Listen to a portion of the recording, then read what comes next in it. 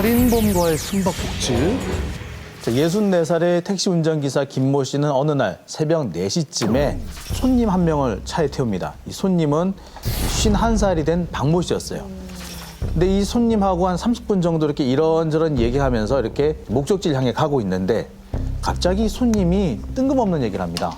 아저씨, 실은 내가 옛날에 사람을 죽여본 적이 있어요. 그런 얘기를 딱 듣는 순간에 택시기사는 간담이 서늘해지는 거예요. 표시를 낼 수가 없으니까 아무렇지도 않은 것처럼 아유 뭐 사람을 어떻게 죽이고 그래요 이러면서 이렇게 달래고 지나갑니다. 목적지 거의 도달했을 쯤에 갑자기 이 승객 박 씨가 주섬주섬 종이 가방을 꺼내기 시작합니다. 그러더니 종이 가방에서 망치를 꺼내서 택시기사한테 휘두르기 시작해요. 휘두르기 시작해요.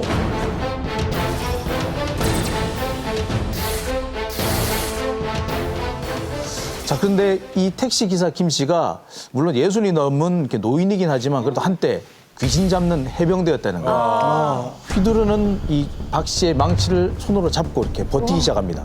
그런 와중에 차는 가고 있는 거예요, 이제. 한 500m를 흘러갑니다. 택시기사 입장에서는 잘못하면 망치에 맞아 죽거나 잘못하면 교통사고를 당하거나 아주 절대절명의 위기인 거죠.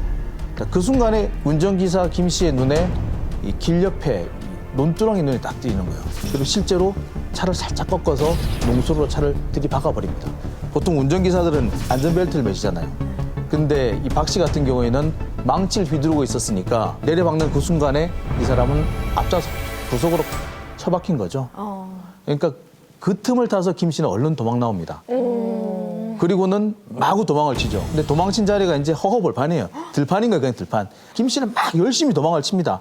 열심히 도망을 치는데 저기쯤에서 이제 민가가 하나 보이는 거예요. 막 뛰어가는데 이게 그 집에 개를 키우고 있었던 모양이에요. 갑자기 김 씨를 향해서 뭐 개가 막 짖어대기 시작합니다. 개가 짖어대면 위치가 노출이 되잖아요. 그래서 차에서 빠져나온 박 씨가 김 씨의 위치를 파악을 하고 쫓아오기 시작합니다. 근데 김 씨는 가만히 생각해 보니까 지금 여기서 민가로 뛰어들면 자기가 살아날 수는 있겠는데 자칫 잘못하면 아무 관계가 없는 사람이 피해를 볼 수도 있잖아요. 그래서 이 사람이 민가를 향하지 않고 바로 옆에 야산으로 올라갑니다. 근데 그 사이에 이제 박 씨는 김 씨를 찾아서 온 마을을 이잡듯이 뒤지기 시작하죠. 김 씨 같은 경우에는 산에 올라가서 2시간 동안을 추위와 싸우면서 이렇게 버텼다고 합니다. 지나가는 차를 세워가지고 경찰에 신고를 하죠. 근데 경찰이 출동을 해서 이제 수사를 시작을 했는데 보니까 이 차 안에서 요만한 도장이 하나 발견이 돼요. 도장에는 박뭐뭐라고 이렇게 이름이 찍혀 있어요. 그래서 경찰은 이 이름을 가진 사람이 범인이구나 라고 생각을 하고 이제 검색을 해봅니다. 그랬더니 그 지역에 그 이름을 가진 동명이인이 한 수백 명 정도 있는 거예요. 너무 흔한 이름이었던 거죠. 근데 여기서 경찰은 박 씨가 얘기했던 것 중에서 내가 옛날에 사람을 죽인 적이 있다. 여기에 착안합니다. 전과자들로 검색 범위를 좁혀요. 그랬더니 딱 한 사람이 떠오르는 거예요. 그래서 이 사람이 살고 있는 주거지에 경찰을 급파했고 실제로 범인을 체포합니다. 근데 그 범인은 경찰이 덮치자 가지고 있던 망치를 또 한 번 휘두르죠. 그러다가 결국에 경찰에 체포가 됐고요.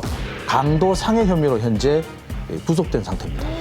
살인미수 아니야? 그러니까. 근데 뭐 얘기를 들어보니까 이거 뭐 스릴러 영화 속의 한 장면이라고 해도 무서워요. 정말 믿을 만한 영화 몇 개가 지금 스쳐 지나갔어요. 악마를 보았다 뭐 이런 것처럼. 근데 모든 범행에는 이게 이유가 있잖아요. 네. 왜 이런 겁니까? 글쎄 이분이요 정신지체 3급이었어요. 그러니까 조금 정신이 온전치 못한 분이셨는데 차를 빌려가지고 택시 영업을 한 다음에 큰 돈을 벌면은 그 10억 정도를 이 택시 기사한테 탁 주려고 그랬다.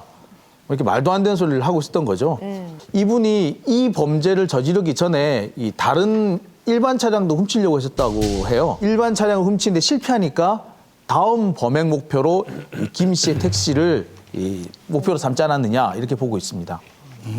진짜로 사람을 죽였던 적이 있었던 거예요? 아니면은 그냥 괜히 겁주려고 했던 거예요? 그 과거에 특수폭행치사 혐의로 징역 10년을 복역을 하고 나온 분이었다고 그래요. 그래서 전과자다 보니까 직업도 없고 가족도 없고 결혼도 못했고 경제적으로도 상당히 어려웠다고 합니다. 그래도 그 택시 기사분이 아주 리드를 잘하신 것 같아요. 거기서도 도망 나왔죠. 또 민가에 가서 그 사람이랑 같이 해갖고 또 야산까지 몸을 숨기기도 하고. 그분이 이제 뭐 아까 말씀드렸듯이 해병대 출신인데 단순한 해병대가 아니라 월남 참전용사에다가 약 30년 동안 복무하신 해병대 부사관이셨다고. 그러니까 만약에 좀 체격이 좀 약했거나 좀 과감성이 떨어지는 분이었다면 큰 일을 당할 수도 있었을 것이다. 이렇게 경찰은 보고 있습니다.